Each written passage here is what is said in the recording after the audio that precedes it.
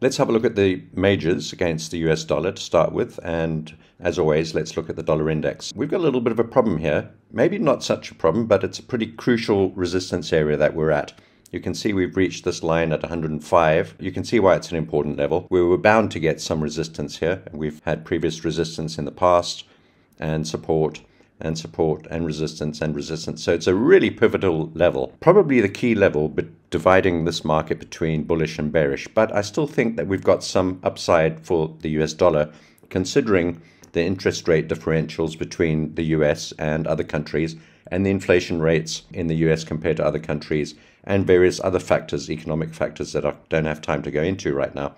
I still believe that there's some upside for the US dollar, probably up to around 106, maybe 107.50, these two Fibonacci levels, and particularly 107.50, which is again another pivotal area. You can see it was resistance and support and resistance over here, and it's also the 50% retracement level. On a good strong trend reversal or change in direction, often we'll get a 50% retracement, sometimes a 38%, but sometimes, quite often, a 50% retracement, which would be a good area for the dollar to then resume its journey downwards. And that's kind of the plan. So whilst we're at a very important level right now, and we expect some toing and froing and some rejection from there, whether that's going to hold or not, I don't know. It's going to be really interesting. We're above this support, this red line, at 103.50, and we're also above the 20-day moving average, but we're below the 100 and the 200-day moving averages, and those 100 and 200-day moving averages coincide with the 38% Fibonacci level at 106. So overall, perhaps we can get to 106, perhaps we can get to 107.50, but we need to get through 105. That's really the situation in summary. So having said that, let's have a look at the majors against the US dollar. And first of all, we'll start with the euro. And the euro, really we want to see the euro coming down to about 103.20. And that's not only a support level and where the 200-day moving average is, but it's also a key Fibonacci level. And I'm going to just move this line up here to where we are. We still haven't even reached 105, which is the important level below us. And then we've got subsequent levels further down. I'm going to draw a Fibonacci retracement in here from the bottom to the top.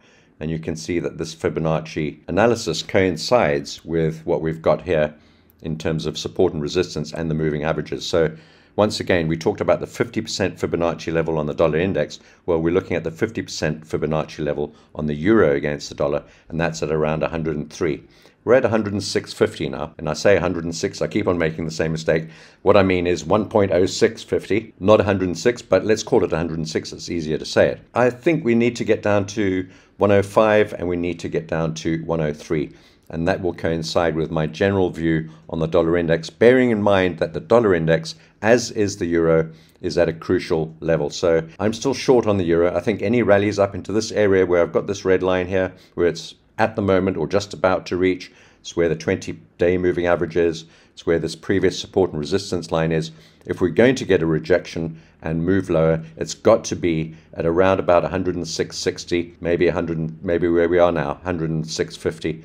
And possibly even a little higher, maybe up to 107. But somewhere between 107 and 106.60, 106.50, hoping that the euro will move down. And again, all contingent on what the dollar wants to do. Overall, though, I think the dollar still has some strength to go. And then once again, the other majors, we can sort of follow in line with that. Pound, I think we can get down to this level here at 1.16, maybe 1.18. And certainly 1.1850, which is this previous support level. We're still hovering above the 200-day moving average and the 100-day moving average, and we've got a confluence of those two moving averages right there. But we are below the 50 and the 20, so we're stuck in between all of these moving averages. When you get this messy, I suppose, spaghetti dog's breakfast mixture of moving averages and the price is stuck dead in the middle, it makes trading difficult. Overall, though, going with the idea that the dollar probably has some more strength left in it. I think the pound has some more weakness left in it, and we could and should get down to 1.1650. That would be the ideal number, and perhaps we'll stall a bit at 1.1850. So 1.1850, 1.1650 on the pound. So we've talked about the euro and the pound. I'm not going to go into any of these other ones, but again, all of these are all contingent on the dollar index, which at the moment is looking a bit fragile. and we're hoping that this will hold above, let's say, the 20-day moving average and this red line below us. So we've got space until about 103.50 thereabouts for the dollar index to retain its strength, as long as it holds above the 20 and the 50-day moving average and these two support lines. And that's overall the idea. Let's have a look at dollar yen and Aussie dollar yen. I'm not even considering a euro yen and CAD yen at the moment. There might be people trading those, but I think they're just very messy. Dollar yen, I'm not going to go into it here. We've got a good video up on how I'm trading this strategically with a hedging strategy. There's a video, I'll link to that at the end of this video. Go and check that out on dollar yen. That's my strategy. And Australian dollar yen, please once again go back and have a look at maybe the previous strategy video that I did. I talked at length about the Australian dollar yen, but this one we're short. We're hoping for a break on the Australian dollar yen below this rising trend line, which is also the part of a channel. And our target for Australian dollar yen is the bottom of this green line and kind of where it meets this lower level, the support level at 87.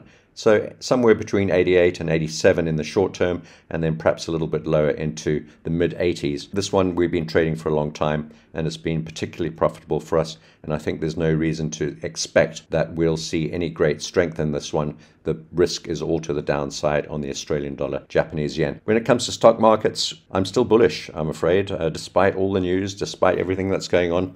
These are good areas to look to buy. NASDAQ and SPX. NASDAQ's bouncing off its 200-day moving average, the S&P bouncing off the 200-day moving average, and the rising trend line, and all these moving averages, the 100 and the 200. And I expect that we're going to try and get up to 4,300, maybe 42.50, somewhere around there on SPX. And I've put multiple videos up on why I think that we're going to see some strength in the next quarter in the stock markets. So generally it's buy on dips for me until proven otherwise. If we do break beneath here where we are at the moment, if we get below 39.30, below these trend lines, we close convincingly below the 200-day moving average.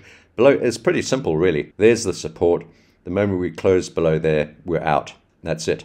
It's a pretty simple strategy. If we close below there, we'll probably see weakness. I don't think we're going to, but I could be completely wrong. Let's just trade the moves as they happen. If you're looking to get into the stock market indices today, probably a good idea to look to buy both S&P and NASDAQ on any dips at the US Open. I said I'd talk about natural gas in the topic. I'm going to talk about two things on this chart. So we had a great windfall on both sugar and soybeans before I start. I was short on both of these from the top. Made a great profit on those. I'm out of both of them right now. Contracts rolled over. Well, sugar contract rolled over just before that happened. I took profit on that. Great move, big gap down.